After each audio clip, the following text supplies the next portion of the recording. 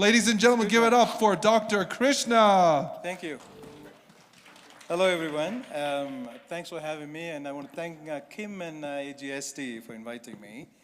I'm a pediatric hepatologist, means I'm a pediatric liver doctor who also manages GSD. I'm a metabolic doc myself, too. So my perspective is kind of no different than what the geneticists would do, managing the metabolic side of it.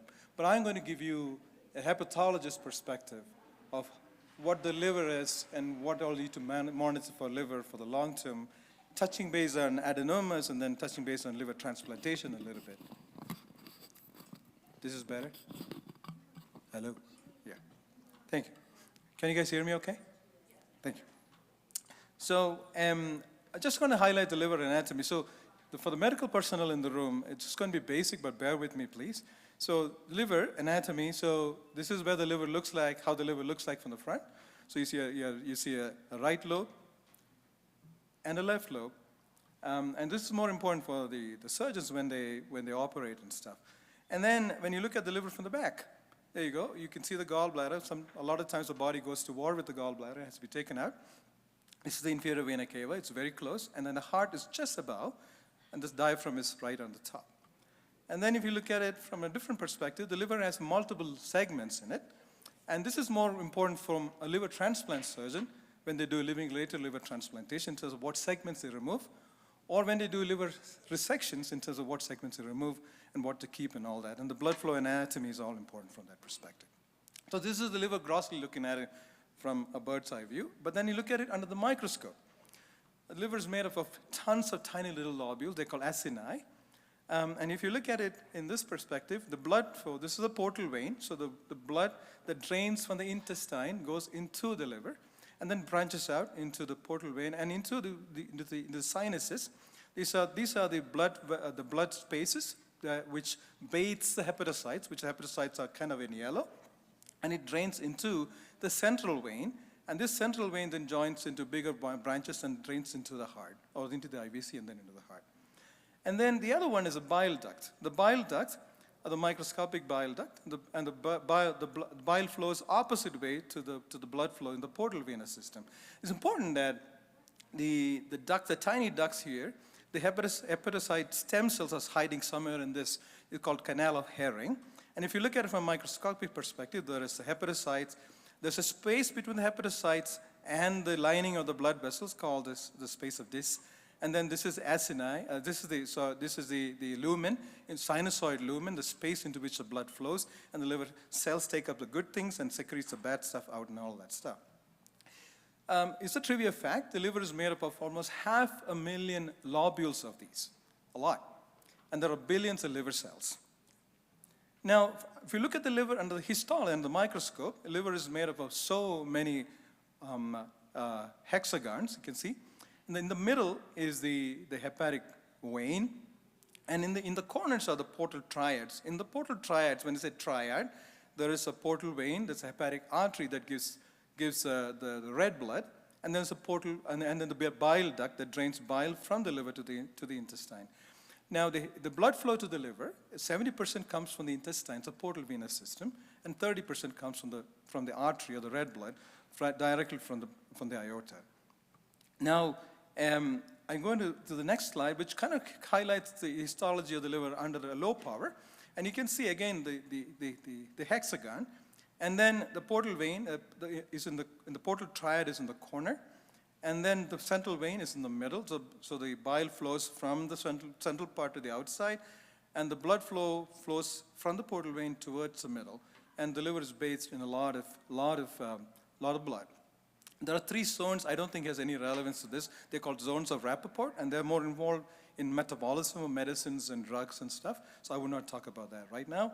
And then under the microscope, again, even a high power, you can see a lot of liver cells, but this is the hepatic artery.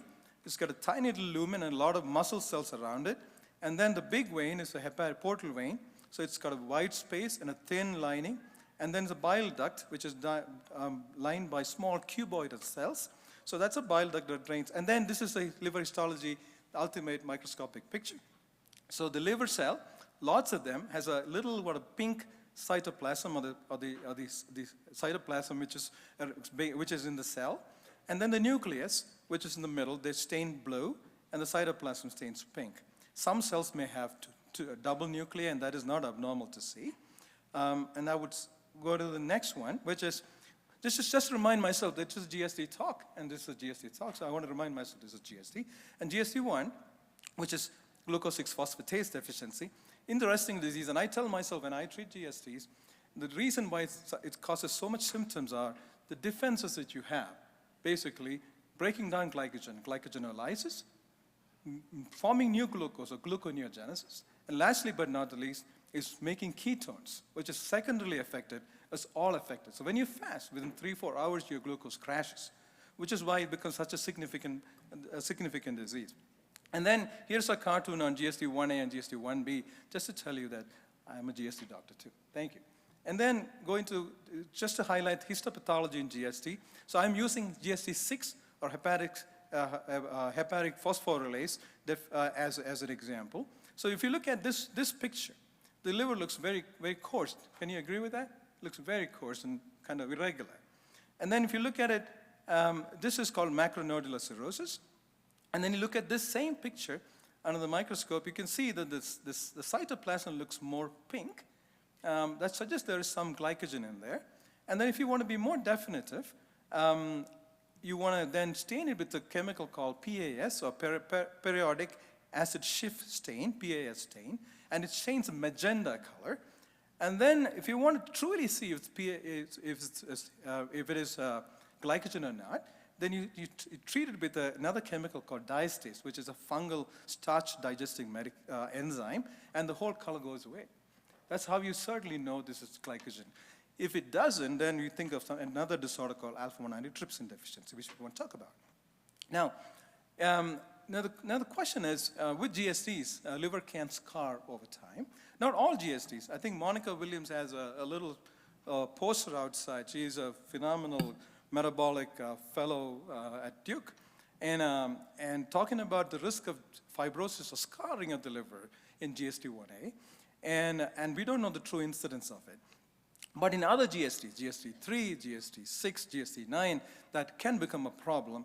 And how you monitor it's going to be, depending on the physician, we don't have a good consensus of how you monitor them long term. But patients can develop cirrhosis with type 3, type 6, and type 9 over time. So if you look at cirrhosis or fibrosis, it's a spectrum. So I'm going to use a classification called Batson-Ludwig stain. This is just to explain to you guys what it looks like. So remember the portal tracts we saw earlier with the portal vein and the bile duct and the hepatic artery? And you see this is called the trichrome stain. It taints blue when there is scarring or this collagen deposition. This is only around the portal tracts. And then it goes into stage 2. You can see there is some scarring extending into the acini or the hepatocytes of the hepatic lobule. And then if you go to stage 3, there is actually, this is one portal tract, this is another portal tract, and there's connection between the two. This is called bridging. The two portal tracts are being bridged. This is stage 3 fibrosis. And last but not the least, remember the picture I put up earlier with a lot of nodules in there. This looks exactly like that. This is a nodular cirrhosis is what you're seeing. Am I good thus far? Is it good? Okay. And then the point is, we cannot biopsy every patient at early stages. We don't want to biopsy someone with stage 2 fibrosis. So we look at non-invasive markers of fibrosis. And there are a couple of ways to look at it. We can look at blood markers. There are indirect methods to look at it. So there are, again, my point is not to confuse you, but just give you some perspective that are available. But the application of that needs to be longitudinally studied. So there is something called APRI score, which is used in fatty liver disease and hepatitis C and all that stuff to kind of monitor whether you can predict the risk of fibrosis in an individual patient. And the APRI score is commonly used, and the FIB-4 score is commonly used as well in clinical practice, particularly on the adult side. In GSD, it has not been longitudinally studied, but I sometimes use it just for some clinical understanding of the situation. But there are direct tests. So what about direct tests would be, collagen deposition in the liver cell, And when there is collagen deposition, collagen can be broken down, and collagen has two ends, so it's a carboxy end and an N-terminal end, and the metabolites of this can be measured in the blood or in the urine sometimes. But this particular test called enhanced liver fibrosis test is pretty much used in Europe. So they use 3 components. They use a tissue inhibitor of metalloproteinases. Basically, when there is collagen deposition, there is also enzymes that can break down collagen. They become active. And sometimes there are inhibitors of these enzymes. So we can look at components of these to kind of measure the degree of scarring and activity in the liver cell. Or you can look at imaging. And how do you look at imaging? We already heard of FibroScan. So FibroScan is basically using a low-frequency ultrasound wave that passed into the liver, and you try to measure I call it the squishability of the liver, how squishable the liver is. Think of it this way. If you look at liver, I use the analogy of a sponge, and you dip the same sponge in clay, it becomes a little more scarred or firm. And if you dip the same sponge in mortar, it becomes even more firmer. So I use the mortar analogy as cirrhosis and the clay analogy as fibrosis. So you can see sponge, clay, and mortar, right? It makes sense? I hope it makes sense. And so you pass these waves into the liver, and then you look at the liver stiffness measurement, we call LSM, and I have a couple of cartoons to show you on that. And they're measured as kPa, or kilopascals. And there are different cutoffs for LSM, so different diseases, as beyond the scope of this talk. But there are no good cutoffs, particularly applicable in GSD settings, but we kind of extrapolate. Now, the other test we do is an ultrasound wave that is passed into the liver, and you kind of measure the propagation of the shear wave into the liver parenchyma, and then you can kind of measure the stiffness of the liver, extrapolating the velocity of progression of the ultrasound wave. The other test is a single point shear wave elastography, RFE, but the problem with this test is it doesn't give you a 2D perspective of it, or last but not the least is magnetic resonance elastography, where you use MRI to kind of look at the stiffness of the liver. In this particular setting, the whole liver can be examined, and I have a couple of cartoons to show you this. So this is the FibroScan. So basically, there's an ultrasound wave going into the liver, and this is a space between the 2 ribs, and you kind of, to know whether it's a good test, you need to get a nice parallel line going in, and 2 measurements you use. One is the kilopascals, or the stiffness of the liver. And the other thing is particularly look at how much, this is more applicable for fatty liver settings, so get CAP score, look at the degree of fattiness of the liver. This is the point wave shear elastography. It does not give you a 2D spectrum of the liver. It gives you measurements. And the last but not the least is we have the 2D shear wave study, which gives you more of a 2D spectrum of the liver in terms of where it's scarred, how far it's scarred, and stuff like that. And last one is MR. So if you look at the liver, scarring is never a uniform process. The liver gets scarred in a patchy way. So if you biopsy this area, you may find the liver would be normal, but if you biopsy the red area, it could be very scarred. So if you biopsy the yellow area, you might look more fibrotic. So you see, it's not a uniform process. And using these tests to give us some idea about progression of the liver disease. And these tests ideally are best used in a serial way to monitor what happens over time. Now, there are advantages and disadvantages of this test. This is a busy slide, but basically, these tests are fairly accurate, but the problem is that they need individuals to do the test, they need equipment to do the test, and it can only kind of predict higher risk of fibrosis. Well, the lower risk of fibrosis can also be predicted some ways if the tests are pretty normal, but intermediary phases cannot be well predicted. But at least gives you a test to serially follow the numbers over time to see how well they do over time. And then I'm going to talk about adenomas a little bit. We all know that particularly in GSD 1A and 3, that adenomas are a problem. And adenoma risk increases with age. And though typically in a non-GSD setting, females have a much higher risk of developing adenomas, here the ratio is almost 1:2. So it kind of narrows down a little bit. And these adenomas can bleed into it, and sometimes it can trigger anemia. And the anemia could be one due to bleeding, but also secondarily, there's a hormone called hepcidin. And hepcidin, I call it the stingy hormone that does not release iron from the stores to the marrow precursor to make red cells. So that could also be a problem. We call it acute and chronic anemia. And it's often incidentally noted on ultrasound screening. Now, is there a relation between GSD and metabolic control? And the jury is out there. I know David Weinstein had a study previously suggesting that at certain triglyceride cutoff, the risk of adenomas go up, suggesting that improving metabolic control improves the risk of adenoma. That said, this has been contradicted in other studies, that we do not know exactly why patients develop adenoma. Is it increased scarring, or is it something else, or is it just the metabolic process itself? And it's much more out there. When you look at adenomas, again, my point is not to confuse you. When I started training, there was just adenomas.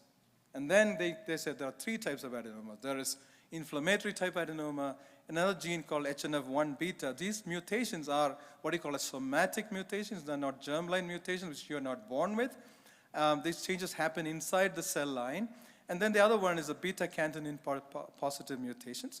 And then now the whole spectrum has increased. But what we see typically in GSD would be mostly an inflammatory type of hepatic adenomas. Not to confuse again, there are signaling pathways and variations or mutations, and then these pathways get activated to form an inflammatory kind of adenoma that forms in the liver. But about a quarter of them could be due to beta-catenin expressing type. And I just go back to this to say, when you have beta-catenin expressing adenomas, mutations on exon 3 have a higher risk to develop dysplasia or abnormal growth that can lead to hepatocellular carcinoma. Exon 7 to 8 adenomas are high risk to bleed, but not high risk to develop hepatocellular carcinoma. And then there's 20%, which is unclassified. When you image hepatic adenomas, you can see a classic ultrasound in a patient, which shows a nice lesion. This is the diaphragm, and this is the adenoma, and there's a little lucency around it called the atoll sign, like atoll you see this in islands and stuff. And then if you look at MR, so here is an MRI. An MRI actually can be pretty daunting to look at sometimes, because if you look at any patient, there'll be almost 30 sequences of images, and each sequence may have 30, 40 images in it. I've trained myself to look at MRIs over the years, but it's not fun sometimes when you look at MRIs as a non-medical person. So I don't want to confuse it with terminologies, but here is the adenoma that you can see in the same patient with some lucency around the atoll sign again. And here again, which is a late washout phase, means that when the blood is kind of drained out, there is still some activity staying, and that's a good sign. If you have a highly dysplastic adenoma, remember, whenever there is a malignant process, blood flows in and flows out quickly. So there is an early wash-in and early washout, which you're not seeing. When you see that, that is not a good sign, and that's what we look at to see if the adenoma is problematic or not. Now, so when you monitor adenomas, when the patients are little, we say do an ultrasound yearly to every other year. And then as they get older, we kind of bring down the frequency to every 6 to 12 months. Along with this, it's important to make sure the metabolic control is adequate by monitoring labs and other clinical examination. Now, liver transplant GSD, when do you think of it? When you have multiple adenomas or large adenomas, where the adenomas increase in size rapidly, or if the adenomas, as I mentioned on MRI, shows signs of dysplasia or abnormality or abnormal growth. If your metabolic control is poor, this is a relative indication. If you have a patient with significant terrible triglyceride level, poor growth, you may want to consider that. But again, you need to have a good discussion with your physician regarding that. And last but not the least is, I'm a big advocate of this. If your renal disease is progressing, do a combined liver-kidney transplant. because the liver tends to protect the kidney and improves the liver function, improves the metabolic control. You don't have to take cornstarch, and a lot of things improve over time. The flip side is, if you just do a kidney only, the tacrolimus, one of the rejection medicine, has high risk of metabolic syndrome by itself. So it messes up a lot of things. It can also worsen its impact on the kidney disease as well. So a lot of things happen. I'm a big advocate of doing a combined liver kidney transplant in this setting. When you look at the outcome studies on GSD, especially GSD1A, this was kind of an older study looking at almost 80 patients, including GSD1B patients. Most of the complications post-transplant seem to be related to the liver transplant procedure and the immunosuppression. But as I say, renal function needs close monitoring. This highlights the importance of gene therapy, right? To say, fix the metabolic problem, fixes a lot of problems downstream. So we're looking forward to the outcomes of ultragenics and beams and others to give us more insights into it. And that's the end of my talk. Thank you so much.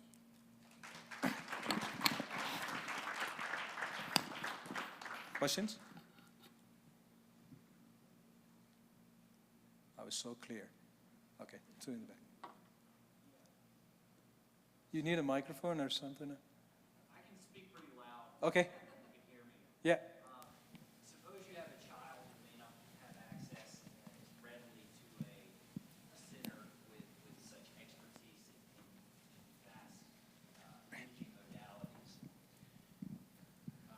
Would it be reasonable to do, surveillance ultrasounds as recommended, depending on the type?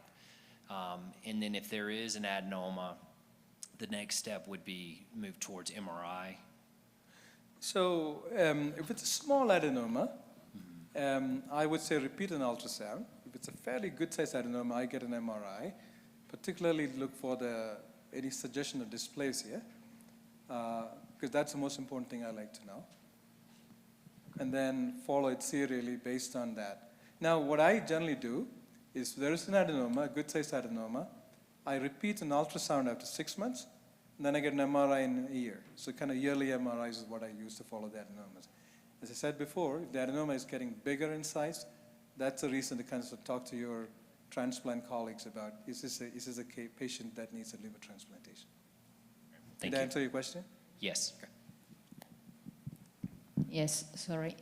I don't speak English, but Does anybody want to be a Spanish to English translator?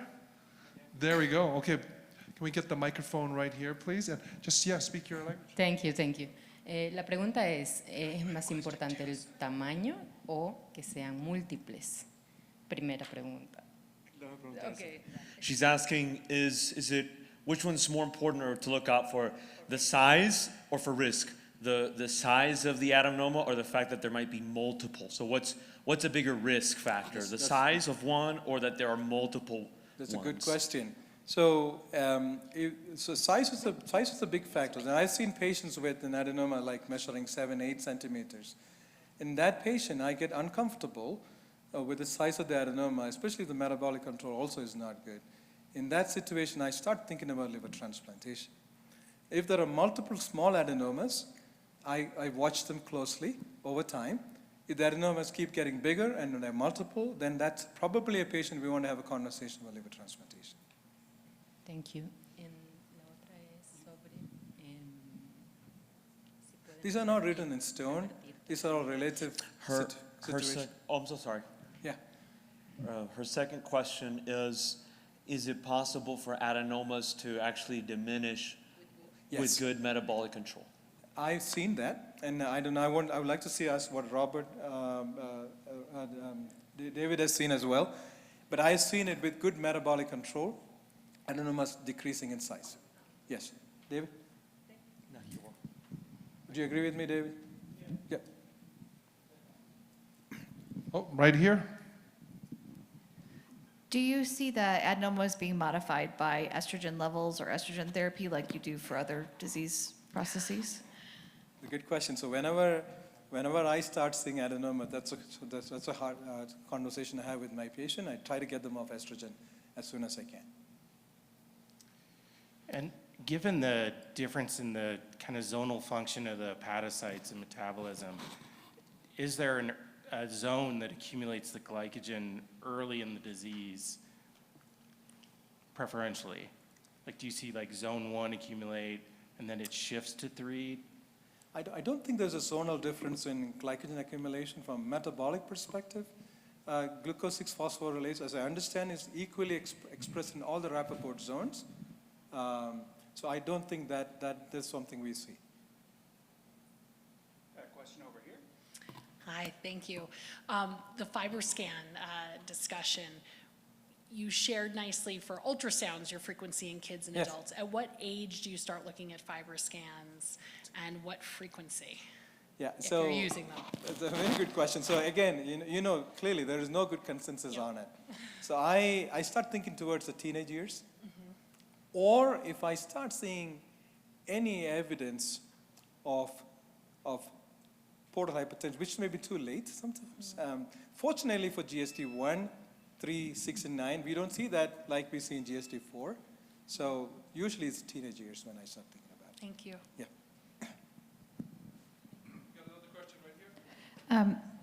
The light is kind of blocking me from seeing you guys. Sorry. I don't know how to fix that. Yeah. So for some of these blood tests to sort of get at fibrosis, like your, I'm a pediatrician, so I've not heard of basically any of these. Do they have pediatric ranges? No, all these, this is why I was very careful mentioning it. These are all, so all the studies are based on hepatitis C, fatty liver, autoimmune hepatitis, and or hepatitis B in that spectrum. So when I use these calculations, if that calculation is starting to show abnormality, then I start to kind of look at it in a serial way. For example, if you have ongoing evolving cirrhosis, there is a reversal between your AST enzyme and ALT. Usually ALT is generally a little higher than AST. As the liver disease progresses, the ST gets higher. Now, if you have more scarring of the liver, remember the spleen drains into the liver. So when there is backup of spleen, the spleen is a big scavenging organ of your body. It starts to mop up white cells, red cells, and platelets, more importantly. And platelets being the first one to go down.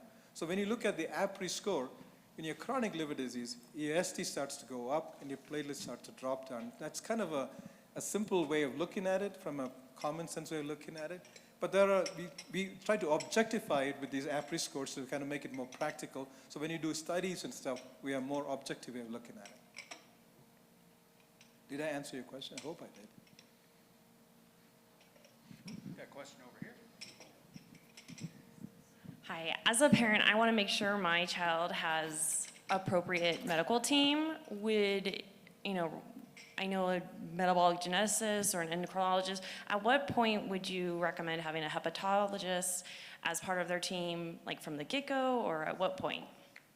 So usually the hepatologists get involved when they start seeing adenomas.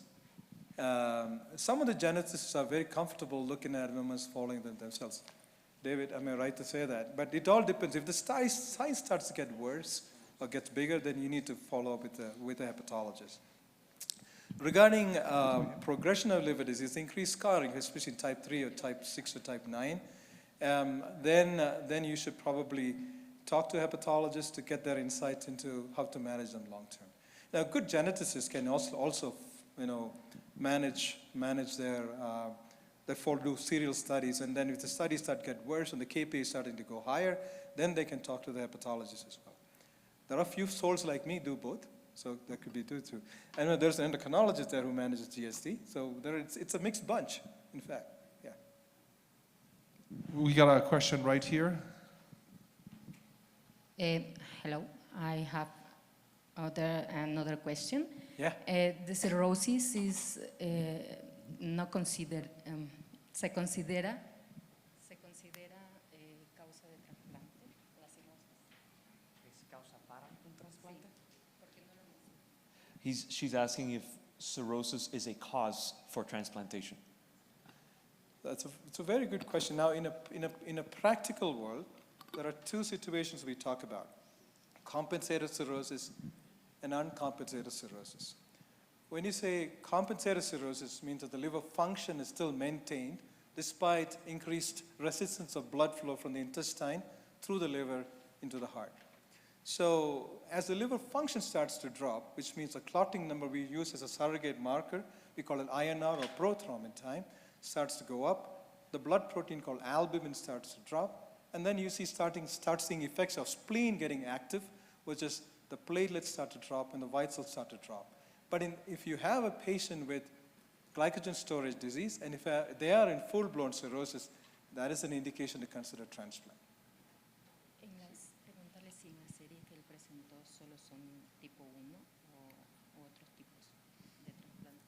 She's asking that if your presentation was just for GSD1 or for multiple other types. I try to include a lot of things in there, but it's such a generic topic, so I have to be careful why I said it. But yeah. Pues.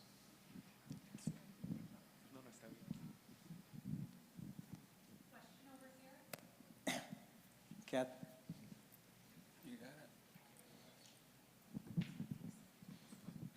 I just want to confirm with Cleveland Clinic in Houston. I've been at UF and also at UConn. Metabolic control is such a big key factor on adenomas. And we have seen many, many adenomas shrink as long as the metabolic control is under good control. Right. No, thank you. I believe in it. That said, there are a subset of patients who do develop adenoma despite how good your metabolic control is. And it could be that they develop somatic mutations in some of those genes. It's hard to explain because we had to go about biopsying every adenoma and look for all the somatic mutations possible. So there's lots we don't know and lots we don't know from adenoma perspective. But I don't think every patient can be put in the bucket of your metabolic control is poor, therefore you develop adenoma. So a lot of times, practically, that is a rule of thumb. Then there is a subset who develop adenoma despite how good their metabolic control is. Yeah. Thank you. Got another question here. On the topic, how often in GSD populations do you see adenomas actually becoming cancerous? Is it a common occurrence? Is it a, I guess I'll let you speak into that question. So I don't know the exact number. I don't know, David, you do have the number. But you can see adenomas in about 20-30% of patients across the board in GSD1 and 1A in particular. But regarding the number of adenomas that turn malignant, the numbers are what? I just don't have a good number, David. Do you? Good question. I don't remember right now. I mean, the issue is that yeah, we are so vigilant about it that I think the rates have come down. So I do, yeah, it's about 5%.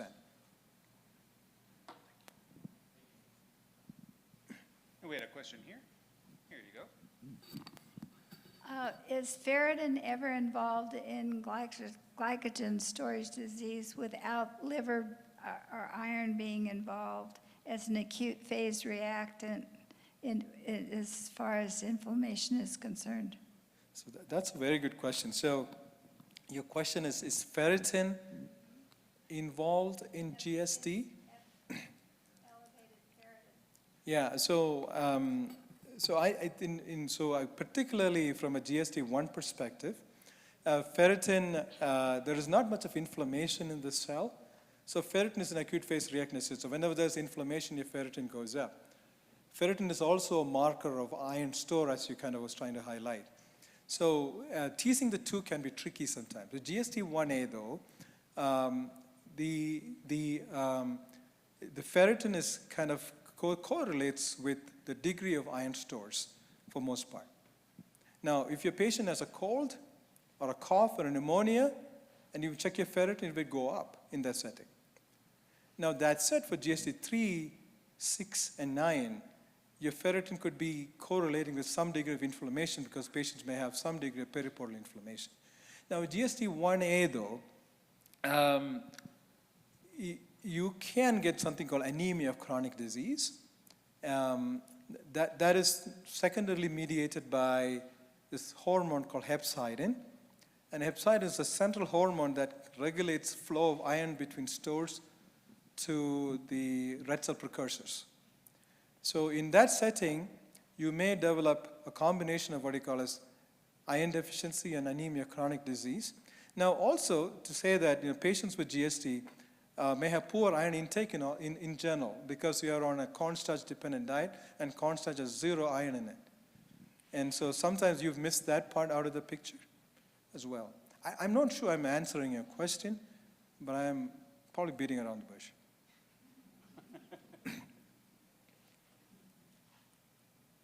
Did I answer your question? See, exactly. So that's a kind of a good question, but an ambiguous answer to give. I'm sorry about that. Other questions?